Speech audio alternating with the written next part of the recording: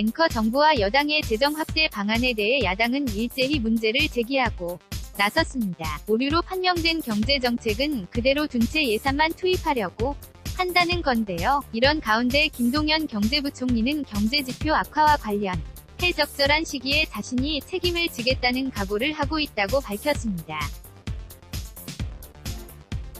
조태현 기자가 보도합니다. 기자 일자리 창출을 위해 내년도 재정을 최대 한 확장 운영하겠다는 정부와 여당의 계획에 대해 야당은 비판의 목소리를 냈습니다. 자유한국당은 문재인 정부가 잘못된 정책을 수정하진 않고 돈을 투입하는 쉬운 길로만 가려 한다며 소득주도 성장을 폐기하고 경제 구조를 혁신하지 않으면 결국 밑 빠진 독에 물 붓기에 불과하다고 지적했습니다.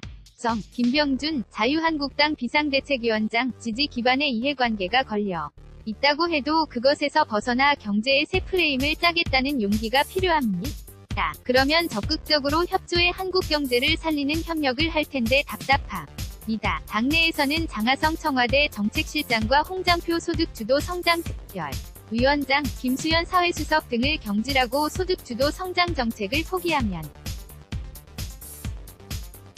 경제정책에 적극적으로 협력하겠다는 목소리도 터져 나왔습니다. 바른미래 당 역시 급한 불은 끄자는 식에 불과하다며 예산을 통해 일자리를 사겠다 는 재정 투입은 중단해야 한다고 강조했습니다. 김관영 바른미래당 원내대표 청와대 일자리 상황판의 숫자만을 늘리는 재정 투입 행위는 더는 반복해선 안 됩니다. 중단해야 합니다. 한편 김동연 경제부총리는 전반적인 경제지표 악화와 관련해 필요하다면 적절한 시기에 책임을 지겠다는 각오를 하고 있다고 설명했습니다. 장하성 실장과의 갈등설이 가라앉지 않는 가운데 고용 쇼크에 대한 책임을 져야 한다면 경제수장인 자신이 져야 한다는 겁니다. 김동연 경제부총리 겸 기획재정부 장관 일자리로 어려움을 겪는 국민을 생각하면 지금 당장에라도 책임을 지는 것이 도리입니다. 그런 측면에서 책임을 회피하지 않겠다는 뜻에서 드린 말씀입니다. 또 삼성 방문을 둘러싸고 장 실장과 이견을 보였다는 논란에 대해서는